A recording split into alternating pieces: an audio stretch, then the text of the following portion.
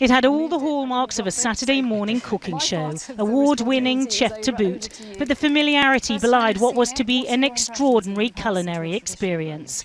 With an audience of journalists looking on, the world's first test tube burger went under the cooking and taste test. It passed muster, just. Not quite like meat, but not bad for something grown in a lab out of cow cells. Surprisingly, the surface was quite crunchy. It was really a bite to do, and that's where most of the flavor was. The inside was juicy, and I would say it gives you the feeling of a normal meat, but the taste wasn't as intense as a normal piece.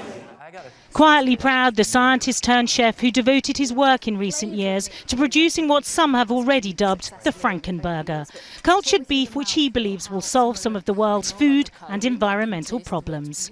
The World Health Organization estimates that in 2050 demand for meat is appreciably higher than it is right now. And we're just not capable with the current methods to produce that type of meat. So we have to come up with alternatives and produce more meat with the same resources. But it's been no simple-to-follow recipe getting here. It's cutting-edge science. First, stem cells are taken from a cow. They're then incubated in a nutrient broth until they multiply. The cells organise themselves into muscle strips and are attached between anchor points to Velcro, so they're able to flex and contract as they grow. The strips have 4 ingredients added: breadcrumbs, caramel, red beetroot juice and saffron. They're then minced and added to lab-grown animal fat to form the burger.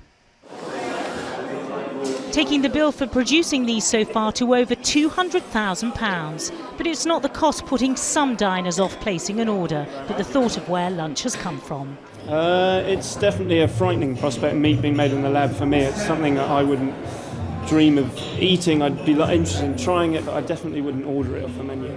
I've got no concerns about it being manufactured in the laboratory, and I'll be interested to taste it.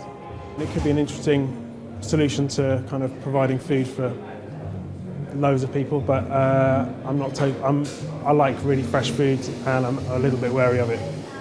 Still, with demand for meat set to double in the next 40 years and most of our agricultural land given over to livestock, in time the science burger may seem more palatable, offering consumers a choice between mass-produced meat and meat produced in the lab.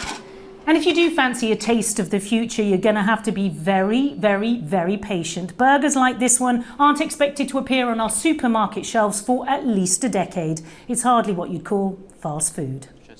Maybe just as well. A taste for this burger may take some time to acquire.